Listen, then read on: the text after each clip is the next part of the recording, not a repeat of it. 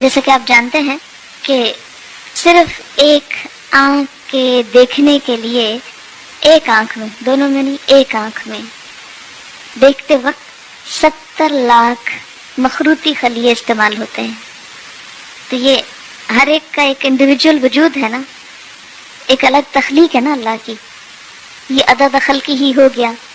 پھر اسی طرح ستاروں کی تعداد کے بارے میں کہ اگر ہر ایک کا صرف ایک فرضی نام رکھ لیا جائے جیسے ABC، تو جتنے ستارے آسمانوں میں موجود ہیں ان کو گننے کے لیے 300 کھرب سال چاہیے. 100 لاکھ کا 1 کروڑ، 100 کروڑ کا 1 ارب، 100 ارب کا 1 کھرب اور 300 کھرب سال. اتنے سال چاہیے صرف ان کے نام پکارنے کے لیے. تو اب آپ خود سوچیں کہ ان کی تعداد اپنی کتنی ہوگی، کیونکہ 1 منٹ میں آپ کئی نام لے سکتے ہیں. تو اب جب ہم تسبیح کرتے ہیں، جیسے تسبیح پڑھتے ہیں دانوں کے اوپر، تو ہم کہتے ہیں سبحان اللہ سبحان اللہ سبحان اللہ سبحان اللہ، یا انگلیوں کے اوپر پڑھ رہے ہیں آپ، تو ایک وقت میں آپ کتنی دفعہ پڑھ سکتے ہیں؟ مثلا 1 منٹ میں چند دفعہ ہی پڑھیں گے نا. لیکن اگر آپ یہ جملہ بول دیتے ہیں سبحان اللہ و بحمدہ عدد خلقہ، کہ اللہ کی پاکی اس کی تعریف کے ساتھ اتنی مرتبہ جتنی اس کی مخلوق کی تعداد ہے. اور اللہ تعالیٰ کی مخلوق کی تعداد کتنی ہے؟ اللہ تعالیٰ خود فرماتے ہیں وَإِن تَعُدُّوا نِعْمَةَ اللَّهِ لَا تُحْصُوهَا، اگر تم اللہ کی نعمتوں کو گننے لگ جاؤ تم ان کو گن نہیں سکتے، ان کا شمار نہیں کر سکتے. تو ہم تو گن ہی نہیں سکتے.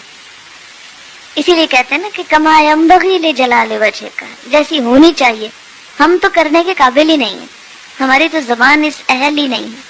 تو اسی لیے عدد خلقہ ورضا نفسہ، رضا کہتے ہیں رضامندی کو، نفس ہی اس کے نفس یعنی اللہ کی ذات کی رضا کے مطابق، یعنی اتنی تسبیح اتنی حمد کہ جس سے وہ راضی ہو جائے.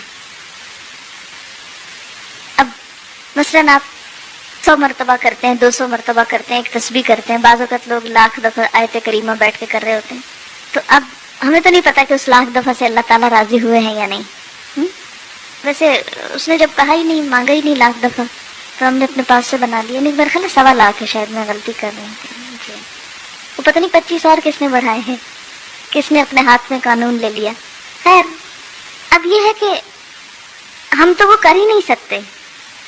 تو ہم اللہ تعالیٰ سے یہ درخواست کرتے ہیں کہ یا رب، ہم اتنی تیری تعریف کرنا چاہتے ہیں کہ جس سے تیری رضامندی حاصل ہو جائے، تو خوش ہو جائے. وزنۃ عرشہ، اور اس کے عرش کے وزن کے مطابق. وزنۃ عرشہ، اس کے عرش کا وزن کتنا ہے؟ ہمیں تو کچھ معلوم نہیں کہ اس کا عرش ہے کتنا.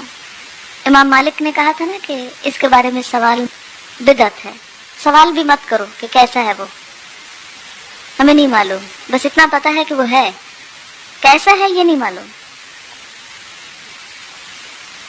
تو جیسا بھی وہ ہے وہ اس کو معلوم ہے. لیکن وہ چونکہ بہت بڑی چیز ہے، وسع کرسیہ السماوات والارض، تو وہ جتنا بھی ہے اس کے برابر. ومداد کلماتہ، اور اس کے کلمات کی لکھنے میں جتنی سیاہی درکار ہے. مداد کلماتی، اچھا وہ کتنی درکار؟ سورۃ الکہف میں آپ پڑھیں گے کہ اللہ تعالیٰ فرماتے ہیں کہ لو کان البحر مدادا لکلمات ربی لنفد البحر قبل ان ينفد کلمات ربی، کہ اگر یہ سارے سمندر سیاہی بن جائیں اور اس سے رب کی باتیں لکھی جانے لگے، تو اس سے پہلے کہ رب کی باتیں ختم ہو سمندر کی سیاہی ختم ہو جائے. ایک اور جگہ آتا ہے کہ 7 سمندر اور بھی آپ ڈال لیں اور اس کو سیاہی بنا لیں اور لکھنا شروع کر دیں، تو رب کی باتیں ختم نہیں ہو سکتی. تو پھر اس کے لیے کتنی سیاہی چاہیے ہوگی، ہم تو اس کے بارے میں امیجن بھی نہیں کر سکتے. فرمایا جتنی چاہیے وہ مداد کلمات، کہ اس کے کلمات جتنے ہیں ان کو لکھنے کے لیے جتنا وہ مٹیریل چاہیے اس سب کے برابر.